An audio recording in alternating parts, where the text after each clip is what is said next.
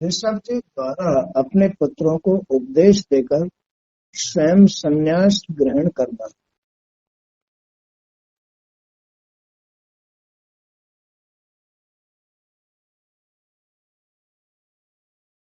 इस मृतलोक में मनुष्य को जो ये जीवन मिला है, ये जन्म मिला है, जो ईश्वर ने ये शरीर दिया है, ये बड़ा महत्वपूर्ण, ये जीवन, मानव जीवन बड़ा महत्वपूर्ण, बड़ा महत्वपूर्ण। तो इसी के विषय में ऋषभ देव जी अपने पुत्रों को उपदेश दे रहे हैं, समझा रहे हैं कि बच्चों,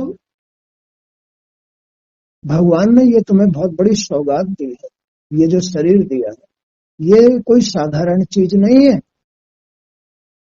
ये तुम्हारे जीवन का बड़ा ही उत्तम साधन है, तुम्हें आनंद लेने का बहुत उत्तम साधन है। ये भगवान ने जो ये संसार रचा है, इसमें संसार को देखने का, इसमें आनंद लेने का, इसमें भगवान को प्राप्त करने का, इसमें सुख प्राप्त करने का बड़ा उत्तम मौका है, इसे बिगाड़ना मत। तो ऋषभ देव जी अपने पुत्रों को यही उपदेश दे रहे हैं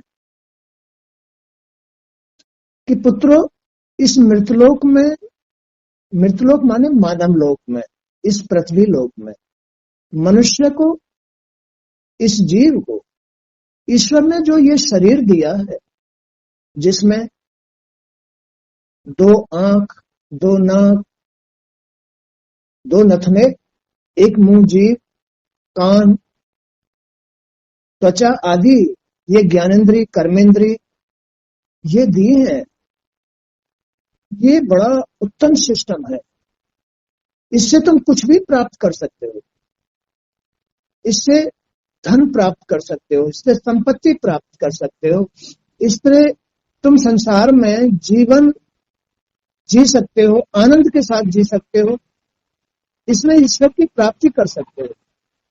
तो मृतलोक में मनुष्य को ईश्वर ने जो यह शरीर दिया है, उसके निरंतर विषय भोगों में लिप्त रहने से ये शरीर शीघ्र ही नष्ट हो जाता है।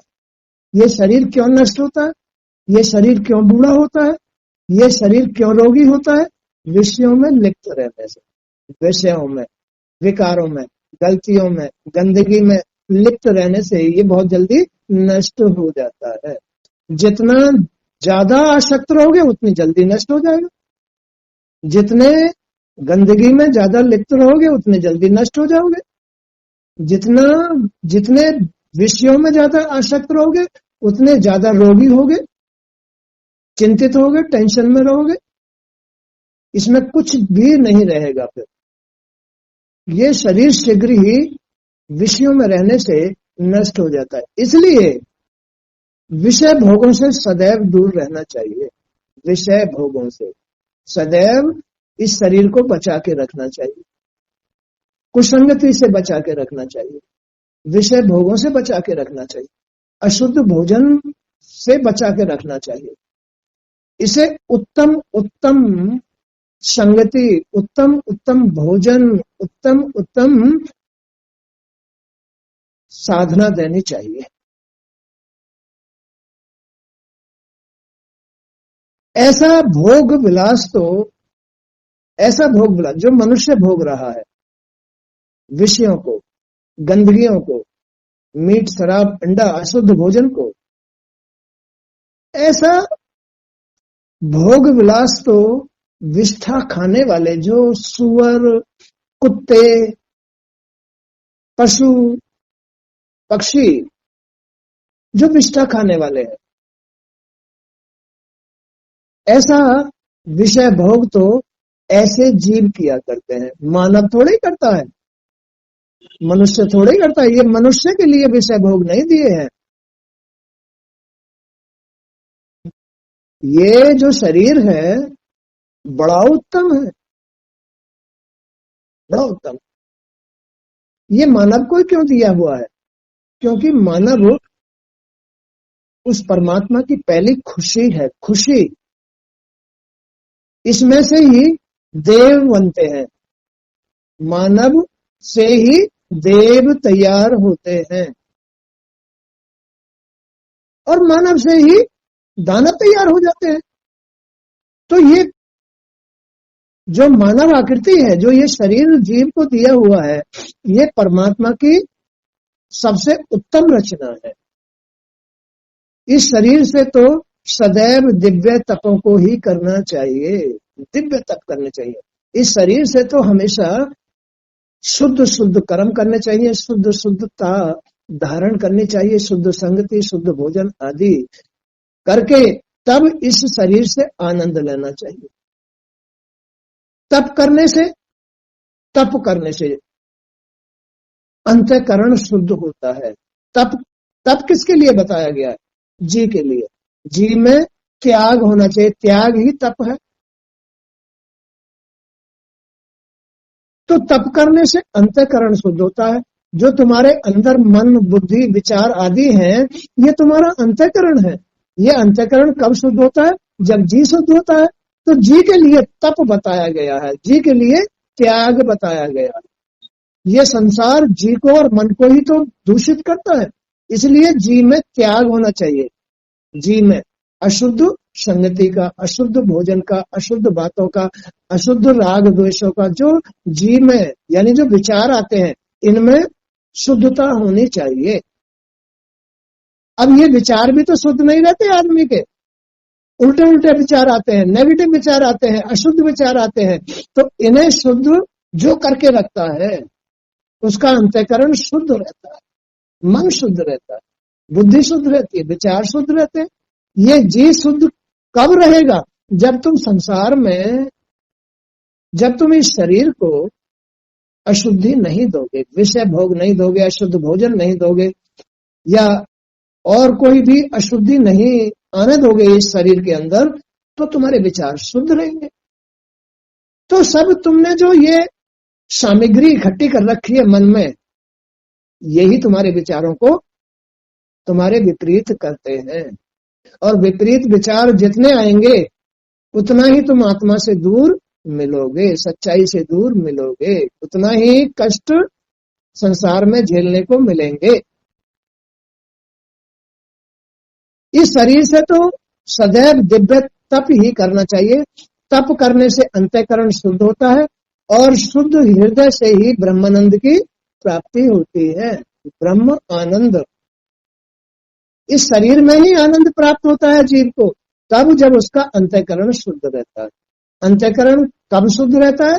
जब जीव तप में, त्याग में होता है, तो अंतःकरण शुद्ध रहता है और इस अंतःकरण से ही ब्रह्मानंद की, इस संसार में आनंद की प्राप्ति होती है।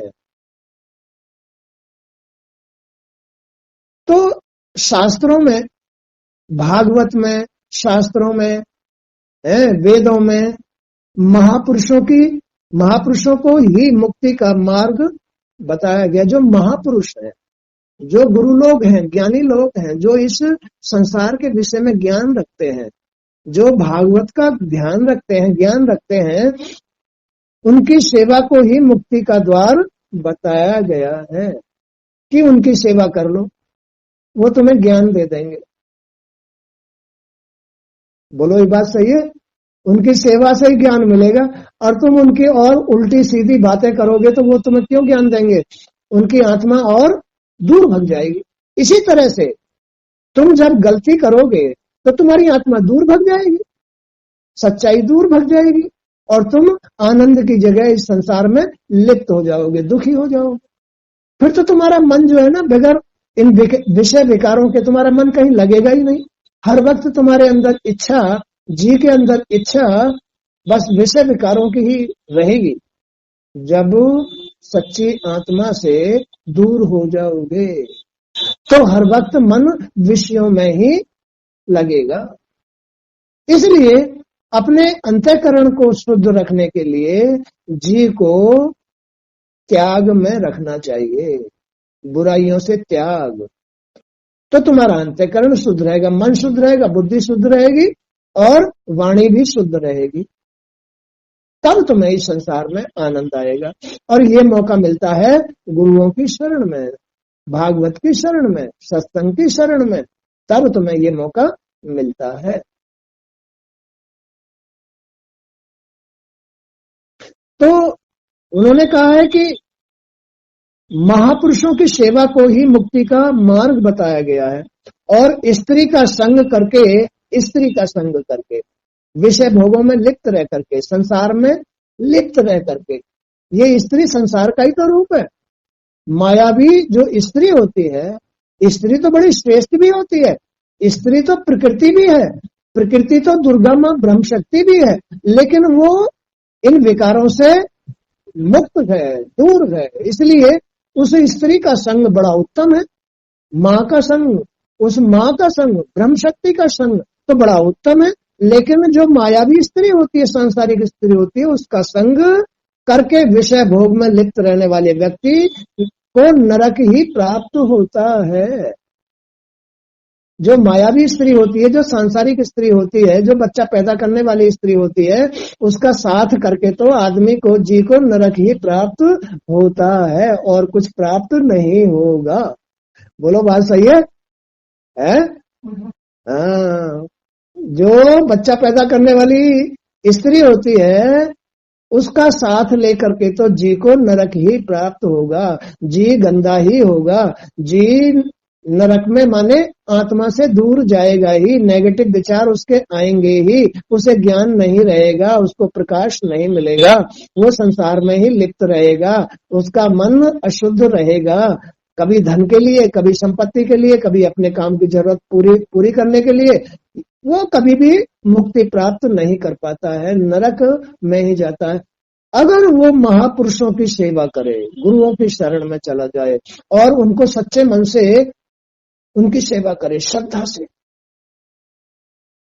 कपड़ों के, खाने के, रहने के, ओढ़ने बिछाने के, या उनकी आज्ञा का पालन करे, तो निश्चय ही उनकी आत्मा खुश हो जाएगी। आत्मा तुम्हारी आत्मा, उनकी आत्मा तुम्हारी ही आत्मा है। निश्चय ही ऐसा कर्म करने से तुम्हारी आत्मा खुश हो जाएगी और तुमको प्राप्त हो जाएगी।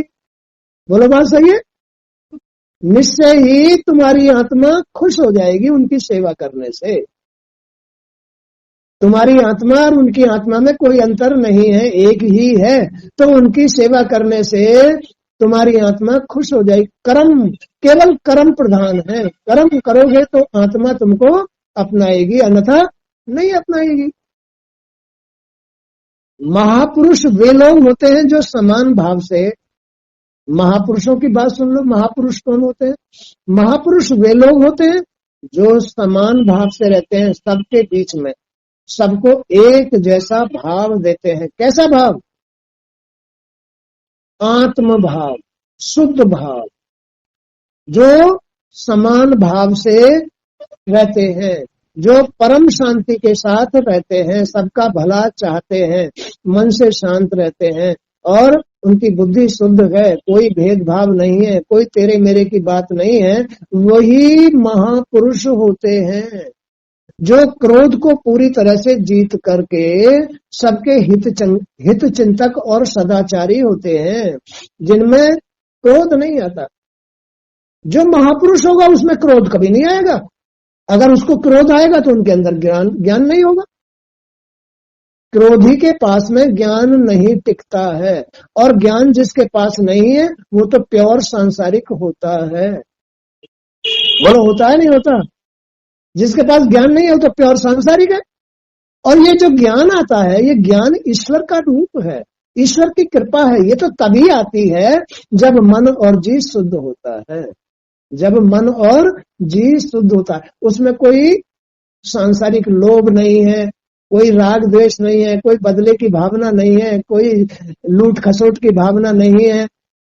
वही मन से शुद्ध और जी से शुद्ध होता है, महापुरुष कहलाता है। उसको क्रोध कभी नहीं आएगा।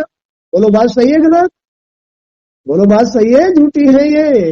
ये है सच्ची बात है। तो महापुरुष वे लोग होते हैं जो समान भाव से रहते हैं, परम शांति के साथ रहते हैं। क्रोध को पूरी तरह से जीत कर रहते हैं, सबके हित चिंतक और सदाचारी रहते हैं। सद आचार विचार, अच्छे विचार ही, चाहे मोबाइल से सत्संग सुनते रहो, अच्छे अच्छे मतलब जो है दृश्य देखते रहो। अरे नहीं नहीं, मोबाइल में बहुत गंदी बातें भी आती हैं, उन्हें कभी नहीं देखना चाहिए, वो सदाचारी आदमी नहीं होगा, फिर तो उसका मन उनमें ही फंस जाएगा। मोबाइल में बहुत अच्छी अच्छी बातें भी आती हैं, बड़े बड़े संसार में विद्वान बैठे हुए, उनकी बातें सुनो, उनकी बातें सुनो, भागवत सुनो, सत्संग सुनो। तो ऐसे सदाचारी महापुरुषों का सत्संग साथ लेना चाहिए, सत्संग सुनना चाहिए। मनुष्य कुकर्म में प्रवृत्त तभी होता है जब वह इंद्रियों के वश में होकर प्रमादी हो जाता है। महापुरुष भी तभी महापुरुष बने हैं जब वो अपनी ज्ञानेंद्रियों को वश में करके, कर्मेंद्रियों को वश में करके अपने अंतःकरण को शुद्ध रखते हैं, मन को शुद्ध रखते हैं, बुद्धि शुद्ध रखते हैं, तो वो महापुरुष बन गए। बोलो, बन जाते हैं नहीं? तो मनुष्य कुकर्म में प्रवृत्त तभी होता है जब वह इंद्रियों के वश में हो जाता है और प्रमादी हो जाता है। केवल ये इंद्रियां ही, ज्ञानेंद्रिय और कर्मेंद्रिय ही जीव को प्रमादी बनाती हैं, लोभी बनाती हैं, स्वार्थी बनाती हैं। ये ज्ञानेंद्रिय और कर्मेंद्रिय, इनसे ही उसका अंतःकरण खराब होता है। ज्ञानेंद्रिय और कर्मेंद्रियों से ही उसका अंतःकरण, मन, बुद्धि, विचार नेगेटिव हो जाते हैं। अगर तुमने इनको महापुरुष की सेवा में लगा दिया तो फिर विचार और मन कैसे हो जाएंगे? अच्छे हो जाएंगे। वही महापुरुष कहलाता है, वही महापुरुष बन जाता है। नहीं तो प्योर सांसारिक का सांसारिक रहता है। जिसकी ज्ञानेंद्रिय कर्मेंद्रिय है ना, स्त्री संग में, संसार की चमक धमक में ज्ञानेंद्रिय कर्मेंद्रिय लगी हुई है, वो तो प्रमादी होता है। उसका जी तो प्रमादी होता है, छलिया होता है, कपटी होता है, अज्ञानी होता है, मूर्ख होता है, गधे जैसा होता है जी। वो आत्म स्वरूप नहीं होता है। बोलो, बात सही है गलत? ये अच्छी बात नहीं है। क्या प्रमादी होना अच्छी बात नहीं है, बहुत गंदी बात है। अपना ही जीवन नष्ट कर रहा है। प्रमादी बनना, कुकर्मी बनना, ये अच्छी बात नहीं है। इससे उसे जीने में आनंद भी नहीं आएगा, बुरा लगेगा, घर गृहस्थी को बिगाड़ेगा, समाज को बिगाड़ेगा, बुरा कहलवाएगा, अपने माँ बापों को नरक में डालेगा, खुद नरक में जाएगा। बोलो, बात सही है? प्रमादी होना, कुकर्म करना अच्छी बात नहीं है। इसलिए आदमी को, जीव को सदा अपने अंतःकरण को साध अच्छा रखने के लिए उसमें त्याग होना चाहिए, तपस्या होनी, तप होना चाहिए। त्याग को ही तपस्या, तप कहते हैं। तप जीव के लिए सबसे विशेष बात है, त्याग। जीव में अगर तप है, जीव में अगर त्याग है, तो उसका अंतःकरण शुद्ध रहेगा और उस शुद्ध अंतःकरण की ही जरूरत है। ये इस संसार का, इस जीव की गाड़ी का, इस जीव के शरीर का इंजन है। क्या है इंजन? मन, बुद्धि, वाणी, चित्त। ये जीव की गाड़ी का इंजन है। अगर इंजन खराब हो जाएगा तो गाड़ी चलेगी? नहीं चलेगी। इसलिए ये जीव की गाड़ी का इंजन है। अब गाड़ी को, उसकी बॉडी अच्छी होनी चाहिए। गाड़ी की जितनी चमकदार बॉडी होगी उतनी गाड़ी नई लगेगी, अच्छी लगेगी। जितनी गाड़ी पूरा मतलब सिस्टम ठीक होगा, उसमें तो शीशे भी होते हैं, उसमें तो पहिए भी होते हैं, उसमें तो और बहुत सारे मतलब जो है पार्ट लगे होते हैं, स्टीयरिंग लगा होता है। ये सब कंप्लीट होना चाहिए, शुद्ध होना चाहिए, नया होना चाहिए। तो बात बताओ, गाड़ी कैसी लगेगी? नई की नई लगेगी। इसलिए ये शरीर भी तुम्हारी गाड़ी है, ये अच्छी होनी चाहिए, साफ सुथरी होनी चाहिए। रोज साफ करो अपनी गाड़ी को। इसमें इंजन को साफ स्वस्थ रखो। इसको इंजन को, इंजन क्या है? मन, बुद्धि, चित्त, वाणी, इनको स्वस्थ रखो। अब ये स्वस्थ कब रहेंगी? जब तुम देखते हो ना, गाड़ी जब ड्राइवर चलाता है तो शीशे भी साफ करता है? भगवान को धूप बत्ती भी लगाता है गाड़ी के अंदर, तस्वीर भी लगाता है। कहां? गाड़ी के अंदर। क्यों? भगवान रक्षा करेंगे, मदद करेंगे।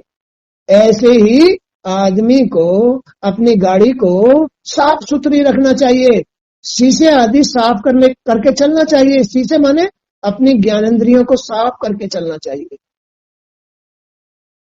और फिर इसमें भगवान के नाम की धूप बत्ती लगानी चाहिए। किसमें? इस गाड़ी में। भगवान के नाम की धूप बत्ती क्या है? उसका नाम लेना चाहिए, उसका दीपक जलाना चाहिए, आत्म ज्ञान प्राप्त करना चाहिए, सत्संग प्राप्त करना चाहिए। ये धूप दीप है। सत्संग जरूर लेना चाहिए। ये सत्संग ही धूप दीप है इस गाड़ी में। बोलो बात सही है? इस गाड़ी में ये धूप दीप ही सत्संग है। तो सत्संग लेकर के तब सारे दिन अपना शुद्ध कर्म करना चाहिए, शुद्ध जीवन जीना चाहिए, तो उसको आनंद आएगा। उसका मन बुद्धि खराब नहीं होगी, ज्ञान आ जाएगा, भगवान की कृपा मिल जाएगी। जो धूप दीप करके अपनी गाड़ी के अंदर, अपने घर के अंदर, भाई चाहे तो इस शरीर के अंदर धूप दीप लगा लो, ये धूप दीप क्या है? सत्संग आदि ले लो। और चाहे घर के अंदर धूप दीप चिराग बत्ती कर लो, वो भी घर भी गाड़ी है, उसमें धूप दीप करना, वो भी भगवान की कृपा प्राप्त करना है, तो घर चलेगा। ऐसे ये शरीर चलेगा। कब? जब इसमें सत्संग धूप दीप आदि करोगे तो भगवान की कृपा प्राप्त होगी, माने कि आत्मा प्राप्त होगी, ईश्वर की कृपा प्राप्त होगी, ज्ञान प्राप्त होगा, और उस ज्ञान में ही आदमी अपना जीवन ठीक ठाक चला पाएगा, आनंद के साथ चला पाएगा। बोलो बात सही है? तो प्रमादी होना अच्छी बात नहीं है। भगवान के कामों से विमुख होना, गाड़ी को ना समझना या भगवान को ना समझना, ये अच्छी बात नहीं है। अरे अपने घर को समझो, अरे अपनी गाड़ी को समझो, अरे इस गाड़ी के चलाने वाले को महत्व दो, अरे इस घर को चलाने वाले को महत्व दो। वो चलाता है भगवान, तो उसको महत्व दो, उसका आदर करो, तो तुम भी उस गाड़ी में आराम से सुरक्षित पहुंच जाओगे। बोलो पहुंच जाओगे नहीं? तुम भी सुरक्षित पहुंच जाओगे। उस गाड़ी चलाने वाले को आदर दो, उसको डिस्टर्ब मत करना। उसको डिस्टर्ब करोगे तो गाड़ी छोड़ के भाग जाएगा। भाग जाएगा नहीं? गाड़ी छोड़ के भाग जाता है ड्राइवर के, लो चले जाओ। तो इसलिए प्रमादी होना अच्छी बात नहीं है। घर के लिए, अपने शरीर के लिए यह अच्छी बात नहीं है, क्योंकि इसी के कारण आत्मा को असत्य का मार्ग और दुख पहुंचाने वाला शरीर प्राप्त होता है। जैसे ड्राइवर को छेड़छाड़ करने से, जैसे प्रकृति को छेड़छाड़ करने से ड्राइवर गाड़ी छोड़ के चला जाता है, तो उसे डिस्टर्ब नहीं करना चाहिए, आत्मा को डिस्टर्ब नहीं करना चाहिए, आत्मा को विमुख नहीं करना चाहिए। बोलो बात सही है? जब तक मनुष्य को आत्म तत्व का ज्ञान नहीं होता, तभी तक अज्ञानवश वह शारीरिक मोह माया में फंसकर अपने शरीर को ही प्रमुख मानता रहता है। अरे तो तत्व ज्ञान प्राप्त करने के लिए अपने, देखो ये जीवन तो तत्व ज्ञान से चलेगा। ये तो तुम्हारा मन तो परिवर्तनशील है, तुम्हारे अंदर जो प्रकृति है ये तो परिवर्तनशील है।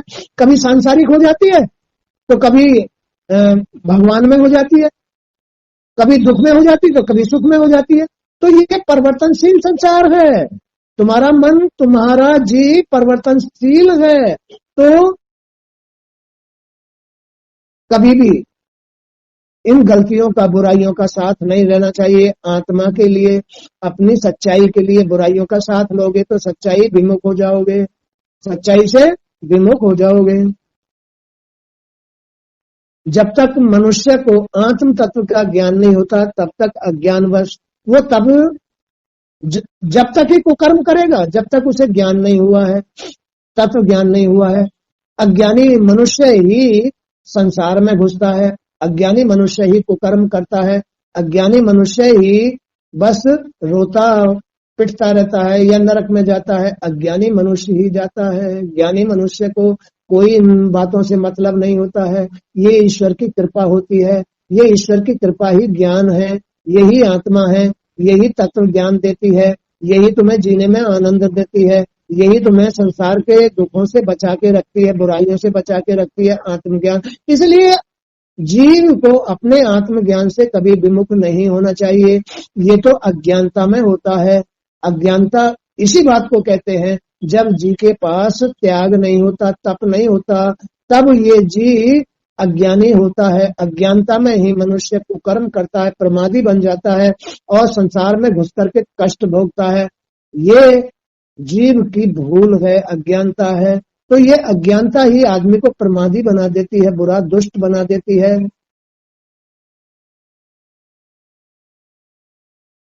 और उसी की संतुष्टि में लगा रहता है। किसकी संतुष्टि में?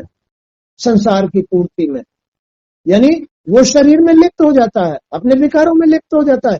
केवल वो जीव, अज्ञानी जीव संसार में यानी शरीर में फंस करके इसको ही सत्य मानता है और इसमें ही फंसा रहता है। अब इससे बाहर नहीं निकल पाता, क्योंकि उसको ज्ञान नहीं है, क्योंकि उसको ईश्वर की कृपा प्राप्त नहीं है, क्योंकि उसको आत्मा की कृपा प्राप्त नहीं है, आत्मा के करीब नहीं है। इसलिए वो अज्ञानी पुरुष अज्ञानता में संसार में ही घुसा रहता है। बोलो, घुसा रहता नहीं, और उससे बाहर नहीं निकल पाता है। वो तो जब ही बाहर निकलेगा जब महापुरुषों की सेवा करोगे, उनकी आत्मा खुश करोगे, तो खुश होकर के तुम्हें ज्ञान दे देंगे और तुम्हें समझा देंगे, भाई अपनी गाड़ी को खराब मत करो, अंदर बाहर से साफ रखो, भाई अपनी गाड़ी का इंजन ठीक रखो, भाई स्टीयरिंग पर जब बैठो, जब पहले भगवान का भजन कर लो, सत्संग सुन लो, तभी कोई कर्म करो। घर में खाना भी तभी बनाओ, पहले सत्संग सुन लो। ये भगवान की धूप और दीप है। घर गृहस्थी के अंदर, गाड़ी के अंदर, शरीर के अंदर जब तक भगवान का भजन या सत्संग न सुन लो, तब तक कुछ मत करो। ये बहुत जरूरी है। इस संसार में, इस शरीर में, गाड़ी में ड्राइवर को, अरे भाई जीव को सच्चाई के साथ रह करके ही ड्राइवर गाड़ी चला पाएगा, सच्चाई के साथ ही मनुष्य अपना घर चला पाएगा, सच्चाई के साथ ही जीव आत्मा को प्राप्त हो पाएगा। बोलो, बात सही है गलत? अन्यथा अन्यथा भ्रमित हो जाएगा, अज्ञानी बन जाएगा और अज्ञानता में वो इस शरीर को ही, इस मोह माया को ही सत्य मानेगा और इसमें ही लिप्त होकर के नरक में चला जाएगा, प्रमादी बन जाएगा, दुष्ट बन जाएगा, बुरा कहलवाएगा, दुनिया से गाली खाएगा। बोलो, बात सही है?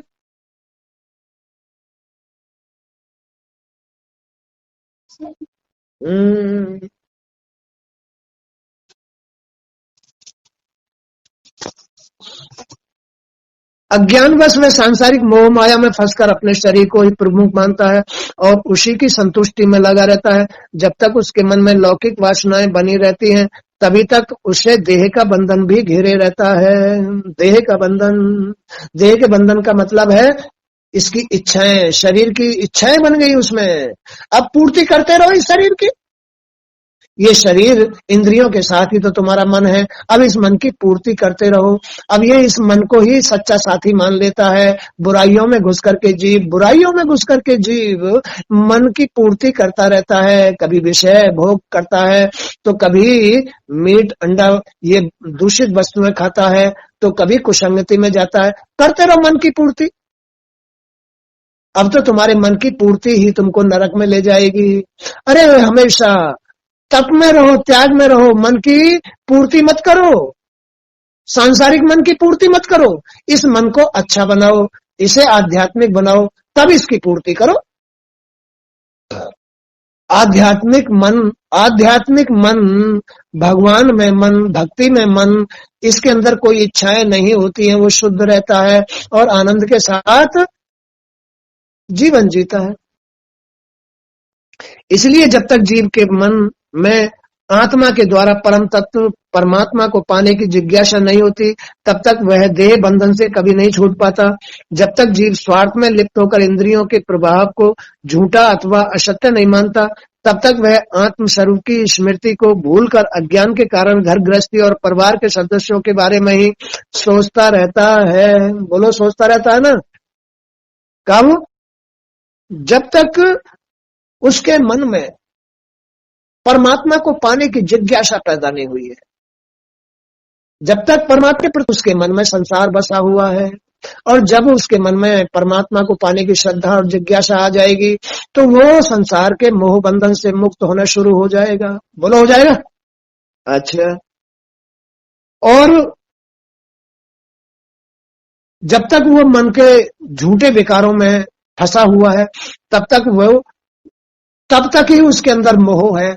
परिवार के प्रति मोह है, धन के प्रति, घर के प्रति, संपत्ति के प्रति, स्त्री के प्रति, विकारों के प्रति मोह कहलाता है। ये मोह मन की गंदगी कहलाती है, ये सांसारिक मन कहलाता है, मायावी मन कहलाता है। ये मायावी मन ही तो जीव को मायावी जीव बना देता है।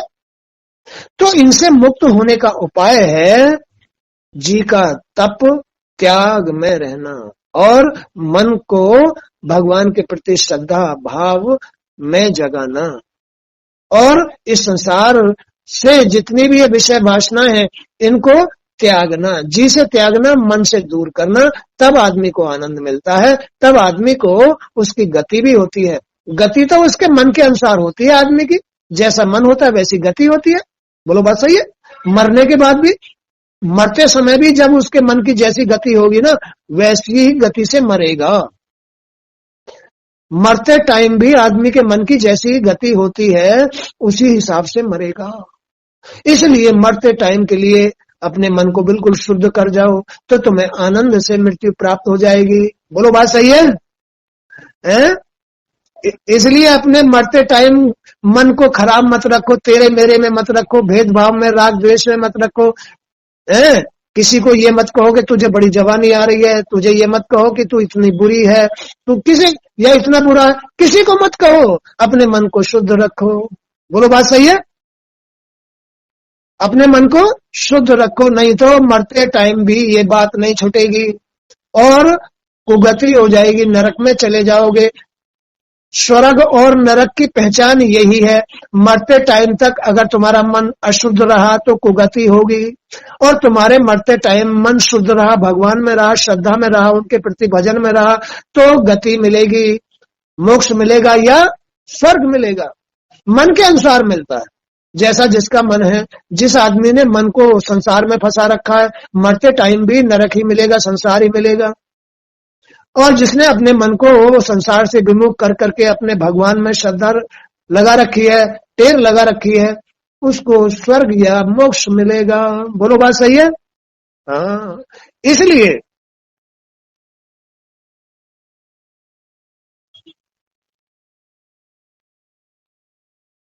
तो जब तक जीव स्वार्थ में लिप्त होकर इंद्रियों के प्रभाव को झूठा अथवा असत्य नहीं मानता, तब तक वह आत्मस्वरूप की स्मृति को भूलकर अज्ञान के कारण घर गृहस्थी और अपने परिवार के सदस्यों के बारे में ही सोचता रहता है, तथा विविध प्रकार के दुखों को ढोता रहता है। विविध प्रकार के दुखों को, ये मोह, जब तक इस गंदगी का मोह रहता है जीव को और मन को, तब तक वो भार ढोता रहता है, पूर्ति ही नहीं पड़ती है ना, चिंतित रहता है, टेंशन में रहता है। तो इस भार को ढोना बंद करके भगवान के अपने मन में माने अपनी गाड़ी में जो इंजन है उसका ओवरहालिंग कर लो। अपने शरीर के अंदर जो अंतःकरण है इसका ओवरहालिंग करा लो, माने कि सत्संग सुनकर के इसे शुद्ध कर लो, तो इसमें जान पड़ जाएगी। गाड़ी निर्विघ्न अपने स्थान पर पहुंच जाएगी। बोलो, पहुंच जाएगी नहीं पहुंच जाएगी? है, गाड़ी अपने स्थान पर पहुंच जाएगी। तो आज का सत्संग भी यहीं तक। जय श्री कृष्ण, श्री गोविंदाय नमः, श्री वासुदेवाय नमः। हरिओम तत्सत, हरिओम तत्सत, हरिओम शांति, हरिओम शांति।